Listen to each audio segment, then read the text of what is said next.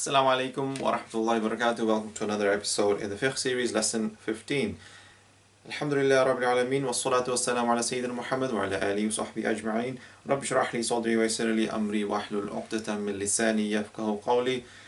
We continue with al-masah al-Khuffain, the wiping over the special socks, and the author continues in the matan, in the text. ويمسح المقيم يوما وليلة والمسافر ثلاثة أيام بلياليهن. So when the person has this khuffain on, these socks, there are two types of people, the resident and the traveler. The resident is the one who is in his home, the muqim, and the traveler who is not in his home is a musafir. He is traveling from one destination to another destination. So the muqim, he is able to be in that khuffain, having those special socks, and wipe over it for a period of 24 hours. As for the one who's traveling, when you're on your travel, you can do it for 3 days, which is 72 hours. So the traveler will be 72 hours, and resident will be 24 hours. This concession for them.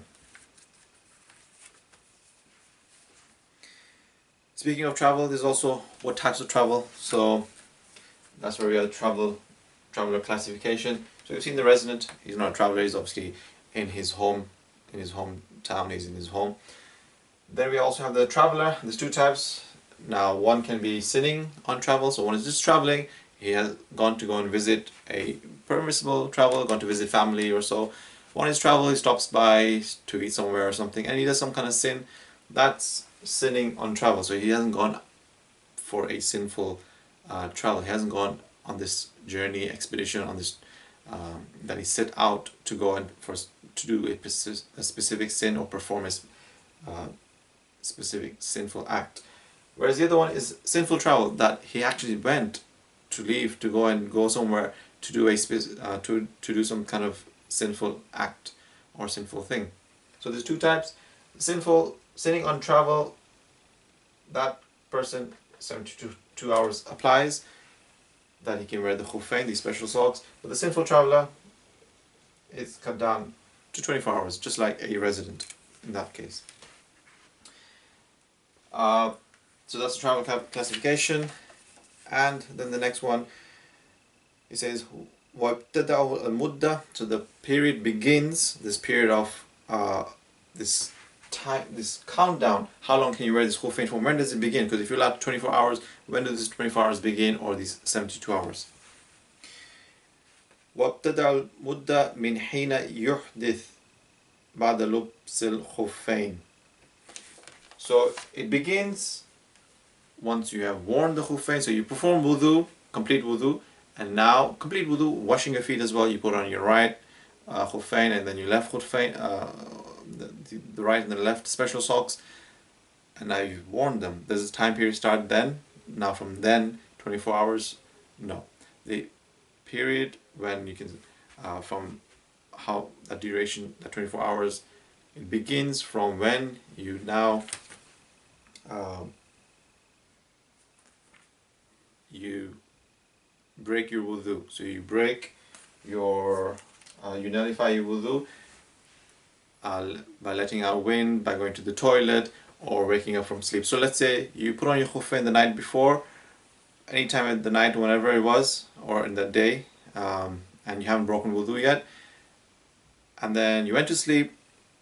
As soon as you woke up, that end period, because sleep is a thing that nullifies wudu.